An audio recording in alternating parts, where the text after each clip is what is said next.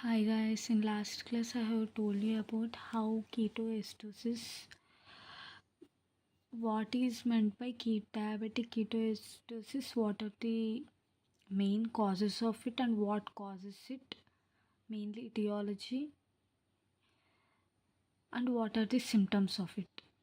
Today's this class we'll learn about how ketoacidosis develops. Okay, it's saying it is a chain of reactions begin with insufficient insulin to meet its body needs. If you see my previous classes also, I have told you how generally ketoacidosis develops. Here it's saying insufficient insulin. Okay, and several factors of it. First one is illness, infection, injury, or emotional stress could increase the body's need for insulin because there is extra energy is required.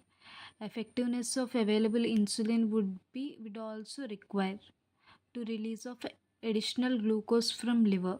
As I already told you, it is in the form of glycogen in the liver. Okay, omitting insulin doses which reduces the amount of insulin available in the body.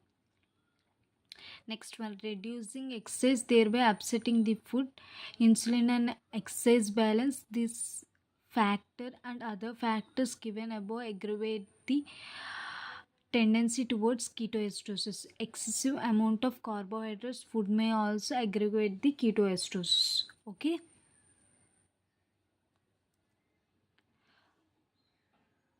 Mainly, you have to write down about what is ketonuria and what are the three conditions that combinedly called as ketoacidosis. Write the three conditions that are ketonuria,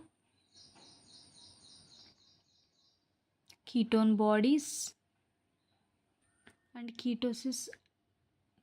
And what are ketosis? What is ketosis and what is ketonemia? Write below. Okay, or comment below. Next one,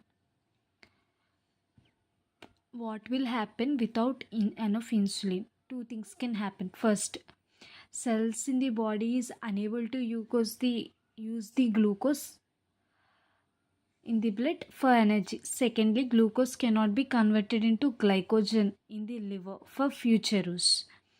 Thus, blood sugar levels will rise and sugar levels reach above 180 mg per 100 ml. Extra sugar will spill into urine, causing high levels of sugar in the urine. So, to make energy available, the fat sources will be used for getting energy. As the results, which is keto acids in the body, and the urine will also increase, as I told you before I have explained you this all. The onset of ketoacidosis is gradual, but in the young diabetics this development is faster. Okay, diabetic coma can develop within 12 to 24 hours. Many symptoms similar to hypoglycemia, but some are the additional symptoms also occur. Okay, these are excessive urination, excessive thirst, increased hunger, drowsiness, unexplained weight loss, slow healing of cuts and wounds, itchy, dry skin, vaginal itching, abdominal pain, and rapid shallow breath of stone smell. Okay, next one. Can we prevent ketoacidosis? Yes, we can prevent ketoacidosis. There will be little slight little chances of ketoacidosis, but if you have maintained blood sugar glucose level in good control, or your maintenance is good and your HB1AC is good, then there will be slight chances of getting ketoacidosis. One test for ketone bodies, a blood glucose level should be, if the blood glucose level are about 250 mg per 100 ml, then completely we should get a test for ketone bodies. Second one, fever is present, nausea and vomiting, stress, and if insulin doses are being adjusted, means if you have 240 mg will give 5 units, or anti frequent adjusting result. This also results in them. Severe ketoacidosis is a life threatening condition. The patient need for hospitalization and care by a physician immediately, as I told you before. And some of the chronic complications, as I told you, ketoacidosis, these are ketoacidosis, hypoglycemia, hyperglycemia, these all are acute complications. That means it generally occur between 12 to 24 hours and at fast. The chronic are, these are gradually seen in diabetics for a particular period of time, that is up to years also. Okay, these occur gradually when diabetes do not monitor, they do not monitor or maintain good blood sugar levels because of careless eating, exercising, and medication, which results in sugar levels high. Uncontrolled diabetes with circulating high sugar and lipid precipitate vascular disease. The chronic complications arising due to uncontrolled diabetes are: first one is atherosclerosis.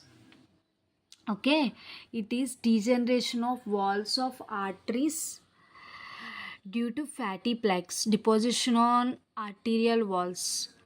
Okay, diabetics are more prone to myocardial infarction, stroke, and deep artery blockages in extremities. Atherosclerosis is common complication in diabetics because of lipoprotein abnormalities are common in diabetics and responsible for this condition. This is mainly due to ketone bodies and lipoproteins. They are mainly formed due to, as I already told you, they are mainly formed due to fat metabolism.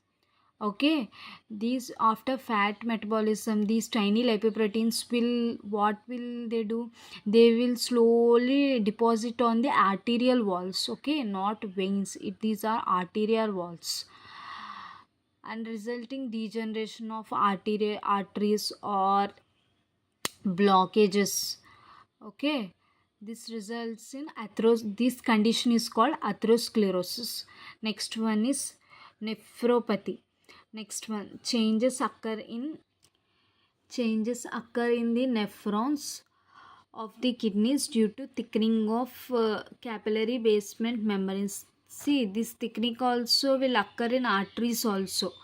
Okay, leading to glomerulonephrosis, disease of kidneys. These changes lead to defects in filtration, increase the proteins in urine, that is proteinuria, and causing uremia. Finally, renal failure. Okay, this one I'll explain clearly in unit 16. Then you will understand what is the function and how it works and everything. Okay, next one, retinopathy. Long duration diabetes with uncontrolled sugar may affect the small blood vessels in eyes. As I already said, it is affecting the main arteries also. So, as I already said, in extremities, deep artery blockages in extremities in atherosclerosis. In extremities means foot, feet, and toenails and fingers. These are called extremities. That means fingers are also called extremities. Okay, small blood vessels of the eyes, this is called microangiopathy. This can result in rapid deterioration of eyesight. It is called retinopathy. Next one, neuropathy.